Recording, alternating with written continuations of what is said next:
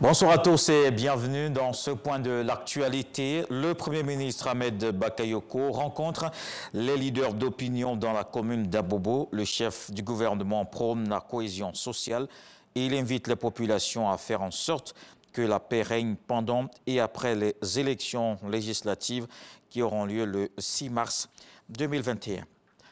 Une cellule genre au ministère de la Défense, elle a été installée ce matin à l'école de la Gendarmerie nationale.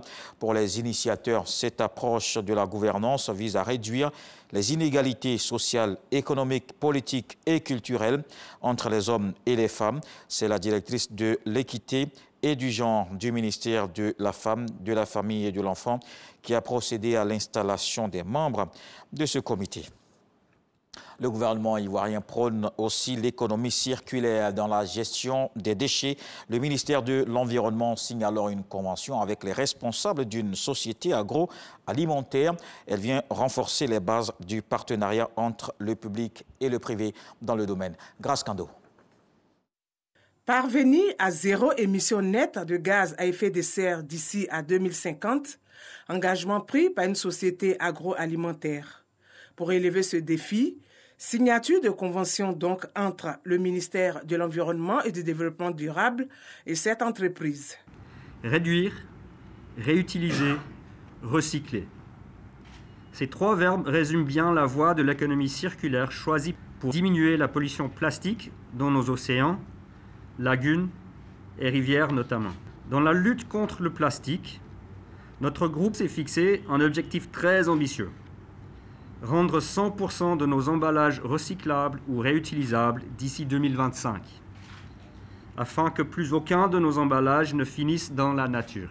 Le partenariat entre ces deux structures s'inscrit dans le cadre de la promotion des emplois verts et de l'économie circulaire. Les emballages d'une entreprise ne devraient pas se retrouver dans la nature, les décharges publiques et les dépôts sauvages. La croissance économique du pays ne saurait être durable sans la prise en compte de la dimension environnementale dans les politiques, les programmes et les projets de développement.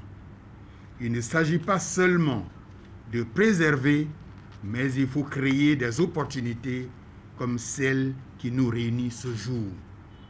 Et pour cela, je rends hommage à son Excellence, Monsieur le Président de la République Alassane Ouattara, pour sa vision axée sur la prise en compte du volet social que nous implémentons dans notre politique environnementale.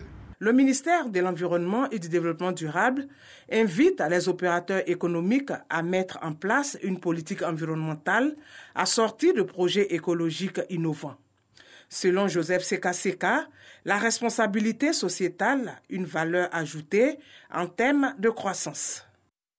Dans le reste de l'actualité au Mali, une nouvelle attaque contre des soldats de la mission de l'ONU a fait 28 blessés hier mercredi.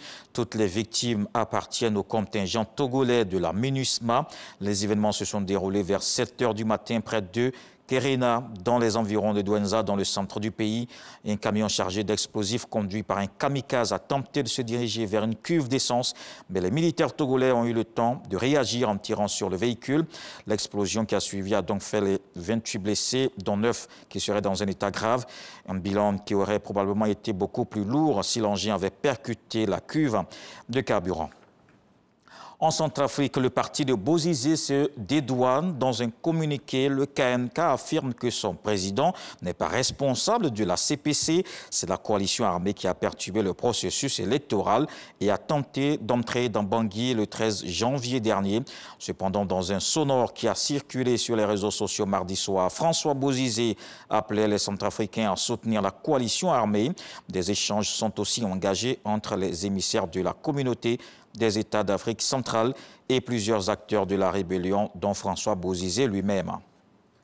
Aux États-Unis, pour terminer, soutenu par Donald Trump, oublié par la nouvelle administration américaine de Joe Biden, les Israéliens expriment leur frustration. Le représentant permanent de l'État hébreu aux Nations Unies a interpellé publiquement le nouveau locataire de la Maison-Blanche, sur Twitter. Il lui demande d'appeler le Premier ministre Benjamin Netanyahou. Le responsable israélien va jusqu'à publier sur son compte social le numéro du bureau du Premier ministre Netanyahou. Pour le moment, c'est le silence du côté de Washington. On se donne rendez-vous à 20h pour la grande édition, mais tout de suite, voici les infos régionales.